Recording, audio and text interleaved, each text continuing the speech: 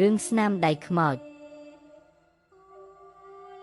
ភូមិតូចមួយដែលហុំព័ទ្ធដោយវាលស្រែបៃតងល្វឹងល្វើយស្រាប់តែរងការភ្ញាក់ផ្អើលយ៉ាងខ្លាំងបន្ទាប់ពីមានហេតុការណ៍ចម្លែកមួយបានកើតឡើងជាបន្តបន្ទាប់នៅលើជញ្ជាំងផ្ទះអ្នកភូមិនីមួយជាពិសេសនៅពេលយប់ជ្រៅតែងតែលេចឡើងនៅស្នាមដៃខ្មៅស្រគំដែលមើលទៅដូចជាស្នាមដៃមនុស្សប៉ុន្តែត្រជាក់ស្រាវដូចទឹកកកនិងមានទំហំធំខុសពីធម្មតា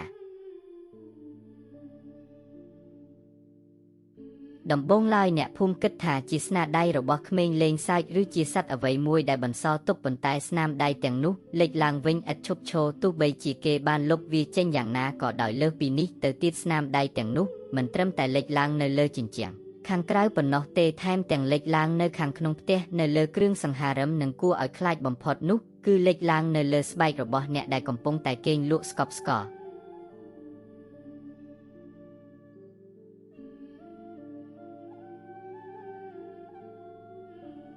ភាពភ័យខ្លាចបានរាលដាលយ៉ាងឆាប់រហ័សពីពេញភូមិអ្នកស្រុកនាំគ្នាបិទទ្វារបង្អួចជិតឈឹងនៅពេលយប់គ្មាននរណាហ៊ានចេញក្រៅផ្ទះតែម្នាក់ឯងឡើយសំឡេងខ្សឹបខ្សៀវអំពីខ្មោចបិសាចបានចាប់ផ្ដើមលេចឮគ្រប់ទីកន្លែងអ្នកខ្លះជឿថាជាវិញ្ញាណអាក្រក់ដែលកំពុងតែតាមលងបន្លាចអ្នកខ្លះទៀតគិតថាជាបណ្ដាសាដែលបន្សល់ទុកពីជំនាន់មុន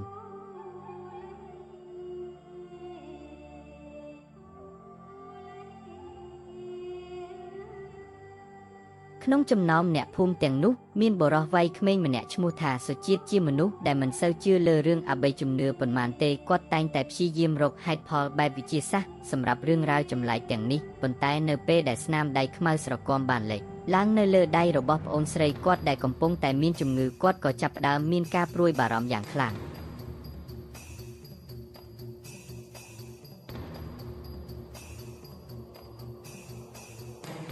សុជាតិបានសម្រេចចិត្តធ្វើការស៊ើបអង្កេតដោយខ្លួនឯងគាត់បានចាប់ផ្ដើមសួរនាំអ្នកភូមិចាស់អំពីប្រវត្តិនៃភូមិនេះនិងរឿងរ៉ាវចម្លែកដែលធ្លាប់កើតឡើងពីមុនមកគាត់បានដឹងថាកាលពីយូរលង់ណាស់មកហើយធ្លាប់មានបុរសម្នាក់ដែលជាគ្រូមុនអាគមខ្មៅដ៏ខ្លាំងពូកែរស់នៅទីនេះគេនិយាយថាគាត់មានកំហឹងនឹងអ្នកភូមិហើយបានបន្សល់ទុកនៅបណ្ដាសាមួយមុនពេលគាត់ស្លាប់អ្នកខ្លះទៀតជឿថាស្នាមដៃទាំងនោះជាតម្រុយនៃវិញ្ញាណដែលមិនបានទៅណាឆ្ងាយហើយកំពុងតែព្យាយាមតាក់ទងមកមនុស្សរស់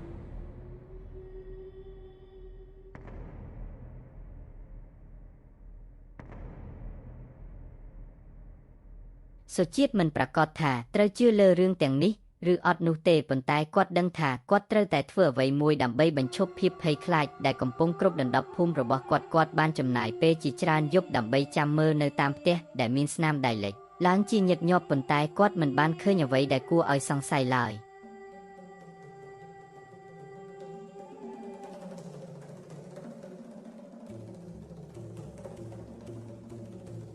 រហូតដល់យប់មួយដែលមានខ្យល់បក់ខ្លាំងនិងភ្លៀងធ្លាក់ជោគជាមសុជាតិកំពុងតែលាក់ខ្លួននៅក្នុងផ្ទះបោះបង់ចោលមួយនៅចុងភូមិដែលជាកន្លែងដែលស្នាមដៃតែងតែលេចឡើងច្រើនជាងគេភ្លាមនោះគាត់បានឮសំឡេងខ្សឹបខ្សៀវតិចបន្លឺឡើងពីខាងក្រៅគាត់លុបទៅមើលតាមបង្អួចប្រឡោះប្រហោងគាត់ឃើញស្រមោលមនុស្សម្នាក់កំពុងតែដើរសំដៅទៅជញ្ជាំងផ្ទះមួយទៀតក្នុងដៃរបស់ស្រមោលនោះមានកាន់អ្វីមួយដែលមើលទៅដូចជាដុំធ្យូងខ្មៅ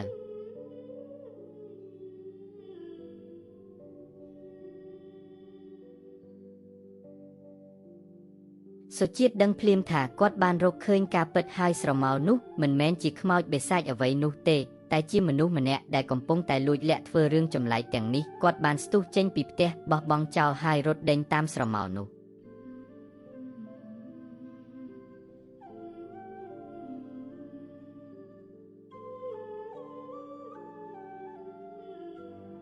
ការដេញតាមគ្នាបានប្រព្រឹត្តទៅក្នុងភាពងឹតនិងភ្លៀងធ្លាក់យ៉ាងខ្លាំងស្រមោលនោះរត់យ៉ាងលឿនតែសុជាតិដែលជាយុវជនរឹងមាំមិនបានបោះបង់ចោលឡើយចុងក្រោយគាត់ក៏ចាប់បានស្រមោលនោះនៅពេលដែលគាត់ទាញបុរសនោះឲ្យងាកមកមើលមុខគាត់មានការភ្ញាក់ផ្អើលយ៉ាងខ្លាំងនៅពេលដែលគាត់បានឃើញថាអ្នកដែលនៅពីក្រោយរឿងរ៉ាវទាំងអស់នេះគឺលោកគ្រូធ្មប់ចាស់ប្រចាំភូមិផ្ទាល់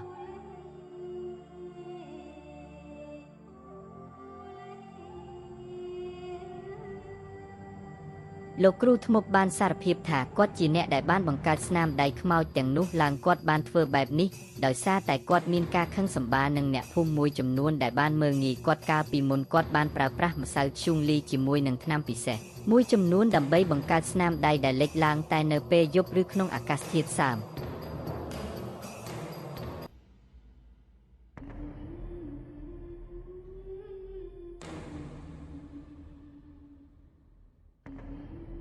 អ្នកភូមិមានការខកចិត្តនិងខឹងសម្បាយ៉ាងខ្លាំងចំពោះទង្វើរបស់លោកគ្រូធ្មប់ពួកគេមិននឹកស្មានថាអ្នកដែលពួកគេគោរពកោតខ្លាចបែរជាអ្នកដែលបង្កភាពភ័យខ្លាចដល់ពួកគេទៅវិញ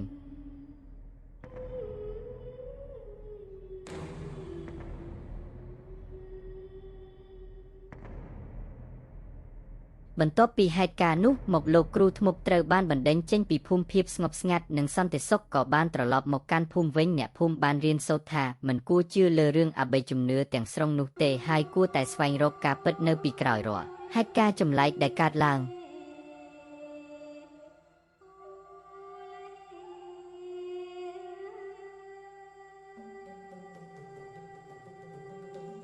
ប៉ុន្តែទោះជាយ៉ាងណាក៏ដោយរឿងរ៉ាវអំពីស្នាមដៃខ្មោចនៅតែស្ថិតក្នុងការចងចាំរបស់អ្នកភូមិជំនាន់ក្រោយពេលខ្លះនៅយប់ងងឹតស្ងាត់ជ្រងប្រសិនបើមាននរណាម្នាក់ឃើញស្នាមប្រឡាក់ខ្មៅចម្លែកនៅលើជញ្ជាំងពួកគេមិនអាចជួយនឹកដល់រឿងរ៉ាវដ៏គួរឲ្យខ្លាចកាលពីពេលនោះបានឡើយហើយខ្នងរបស់ពួកគេនឹងត្រជាក់ស្រាវមួយរំពេចហាក់ដូចជានៅតែមានស្រមោលនៃស្នាមដៃខ្មោចតាមលងបន្លាចពួកគេនៅឡើយ